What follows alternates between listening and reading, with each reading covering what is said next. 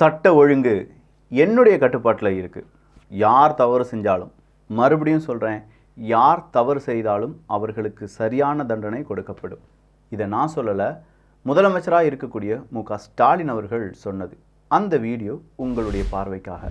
சட்டம் ஒழுங்கு என்னுடைய நேரடி கண்காணிப்பில் இருக்கும்.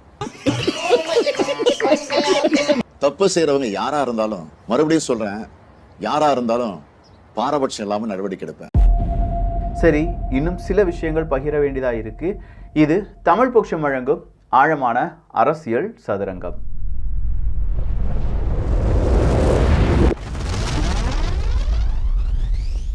இப்போ ஆம்ஸ்ட்ராங் அப்படிங்கிற ஒரு தலைவரை இழந்து நிற்கக்கூடிய தொண்டர்கள், அவரை இழந்து நிற்கக்கூடிய நண்பர்கள், திரைப்படத்துறை சார்ந்தவர்கள், அரசியல்வாதிகள், அரசியல் காழ்ப்புணர்ச்சி இருக்கக்கூடிய நபர்கள், இப்படின்னு சொல்லி நிறைய பேர் தமிழ்நாட்டில் ஆம்ஸ்ட்ராங் அவர்கள் வெட்டி கொலை செய்யப்பட்டதை பற்றி பேசிகிட்டு இருக்கோம்.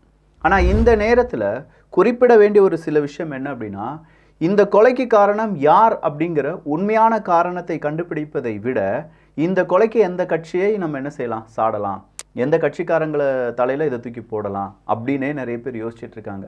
சொல்லப்போனால் முட்டு கொடுத்துட்ருக்காங்க. ஒருத்தர் சாவுலையும் முட்டு கொடுக்கக்கூடிய இந்த ஒரு பிஹேவியர் இருக்குது பார்த்தீங்களா?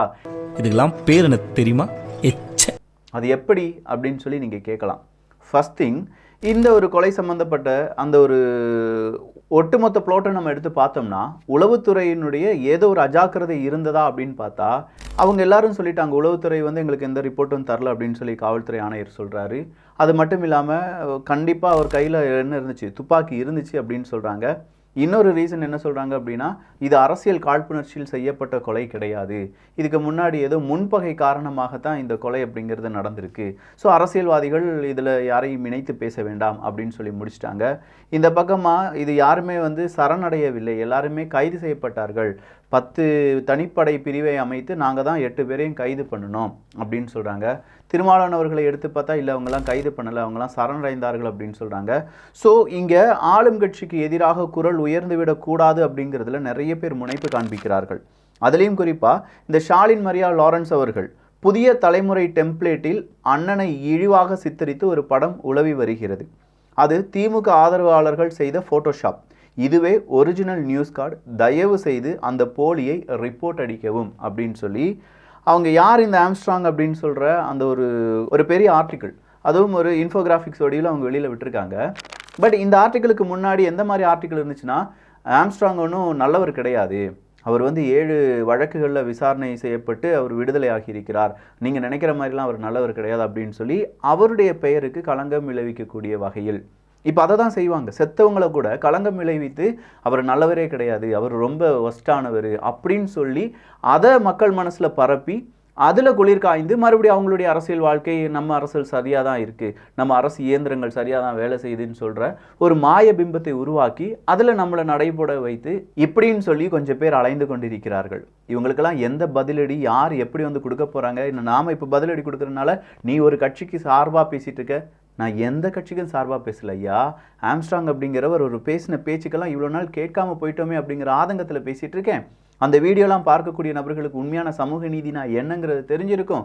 தலித் மக்கள் அந்த பக்கமாக இருக்கக்கூடிய வன்னியர்களுக்கும் பறையர்களுக்கும் இடையே ஏற்பட்டிருக்கக்கூடிய பிரச்சனை, அது எப்படி அரசியல் உள்நோக்கத்தால் ஏற்பட்டிருக்கிறது, அதை எப்படி களைய வேண்டும், ஒரு கட்சியிலேருந்து இன்னொரு கட்சிக்கு வந்த பிறகு மறுபடியும் பழைய கட்சியை சார்ந்திருப்பது எவ்வளோ பெரிய கொடுமை, அதை ஏன் செய்யக்கூடாது இப்படின்னு சொல்கிற பல விஷயங்களை அந்த மனுஷன் பேசியிருக்கார். முக்கியமாக குரலற்றவர்களுடைய குரலாக ஒலித்து கொண்டு இருந்திருக்கிறார். அதுவும் சில இங்கே சொல்கிற மாதிரி கொஞ்சம் வீச்சுக்கள் எல்லாம் இருக்குது, குரலற்றவர்களுடைய குரல் அப்படின்னு சொல்லி.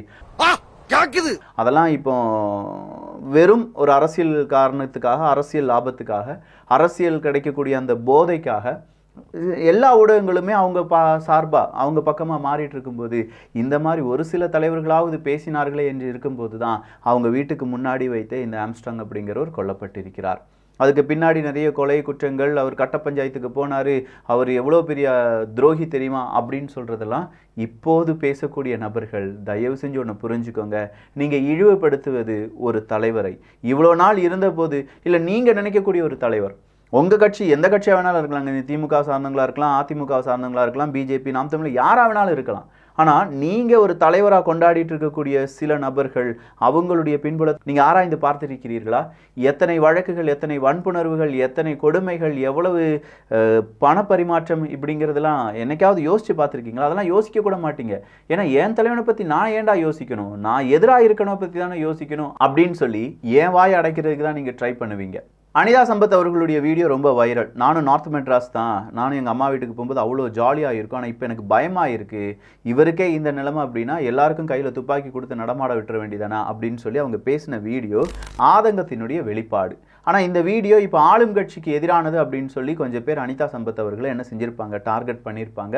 இனி அவங்களுக்கும் ஒரு பட்டம் கொடுக்கப்படும், ஒன்று தம்பின்னு ஒரு பட்டம் கொடுக்கப்படும், அப்படி இல்லைனா சங்கின்னு ஒரு பட்டம் கொடுக்கப்படும், இல்லை நீ துரோகி அப்படின்னு சொல்லி திராவிட மாடலுக்கு எதிரானவங்க அப்படின்னு சொல்லி ஒரு பட்டம் கொடுக்கப்படும்.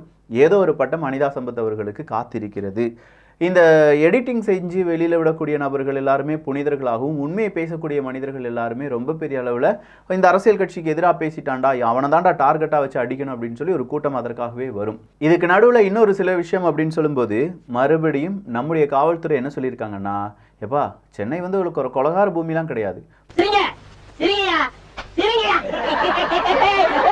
போன வருட 6 மாதமும் இந்த வருட 6 மாதத்தை எடுத்து பார்க்கும்போது இந்த வருடம் கொலை குறைந்திருக்கிறது.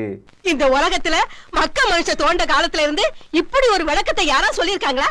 போன வருடம் 63 கொலை நடந்துச்சு, இந்த வருடம் 58 கொலை தான் நடந்திருக்கு. 6 கொலை கம்மியாக இருக்குது அப்படிங்கிறத நம்முடைய காவல்துறை அதிகாரிகள் சொன்னதா விகடன் பப்ளிகேஷன்ஸ் அவங்க பப்ளிஷ் பண்ணியிருக்காங்க ஒரு செய்தியை. 5-6 கொலைகள் கம்மியாக நடந்திருக்கு அப்படின்னு சொன்னால் அவார்டு ஏதாவது வேணுமா சார் அப்படின்னு சொல்லி நிறைய பேர் ட்ரோல் பண்ணிட்டு இருக்காங்க. இங்கே கேட்பது கொலை குற்றங்கள் நடைபெறாமல் தடுப்பது தானே காவல்துறை அதிகாரிகளுடைய வேலை. போன தடவை விட இந்த தடவை கம்மி தான் அப்படின்னு சொல்கிறதுக்கு எதுக்கு காவல்துறை அதிகாரிகள்? இல்லை போன தடவை விட இந்த தடவை ரொம்ப கம்மி, வெறும் 2 கொலை தான் நடந்திருக்கு அப்படின்னு சொல்லியிருந்தா கூட பரவாயில்லை. சரி, அது வந்து தலைநகரத்தில் மட்டும். பாமக பிரமுகருக்கு அரிவாள் வெட்டு. கடலூரில் பாமக பிரமுகருக்கு அரிவாள் வெட்டு, மருத்துவமனையில் கவலைக்கிடம். தாக்குதல் நடத்திய 4 பேர் கொண்ட மர்ம கும்பலுக்கு போலீசார் வலைவீச்சு. இன்னைக்கு நடந்த சம்பவம், ஜஸ்ட் நவ் இப்போ நடந்த சம்பவம். ஒரு தினத்துக்கு முன்னாடி அதிமுகவை சேர்ந்தவர் ஒருவரை வெட்டி படுகொலை செய்தார்கள், ஞாபகம் இருக்கா? அது நேற்று நடந்த சம்பவம், முந்தா நேற்று நடந்த சம்பவம். நேற்று இந்த ஆம்ஸ்ட்ராங் அவர்களை வெட்டி படுகொலை செஞ்சிட்டாங்க. ஸோ ஒவ்வொரு நாளும் இப்படி ஒரு படுகொலை சம்பவங்கள் நம்ம கடந்து வந்து கொண்டே இருக்கிறோம். நடு ரோட்டில் போட்டு வெட்டிட்டான், அந்த பக்கமாக நண்பர்கள் கூப்பிட்டுட்டு போய் கழுத்தறுத்துட்டாங்க. ஸோ இதெல்லாம் கேள்விப்படக்கூடிய நமக்கே இவ்வளோ வருத்தம் இருக்கு. இதை வீடியோவாக இல்லாட்டி இது ஒரு விஷுவலாக வெளியில் வரும்போது அதை அவங்க குடும்பத்தாரர்கள் பார்க்கும்போது 10 வருடங்களுக்கு பிறகு இல்லை 20 வருடங்களுக்கு பிறகு அதே புகைப்படம் மறுபடியும் வலம் வரும்போது அவங்களுக்கு எவ்வளோ பெரிய டார்ச்சராக இருக்கும், அவங்களுடைய மனது நிம்மதியாக இருக்குமா அப்படிங்கிறதே தெரியலை. நம் தமிழக காஞ்சிபுரத்தில் 62 லட்சத்தில் கட்டி திறக்கப்பட்ட அரசு பள்ளியின் மேற்கூரை பூச்சி 3 மாதத்தில் இடிந்து விழுந்தது.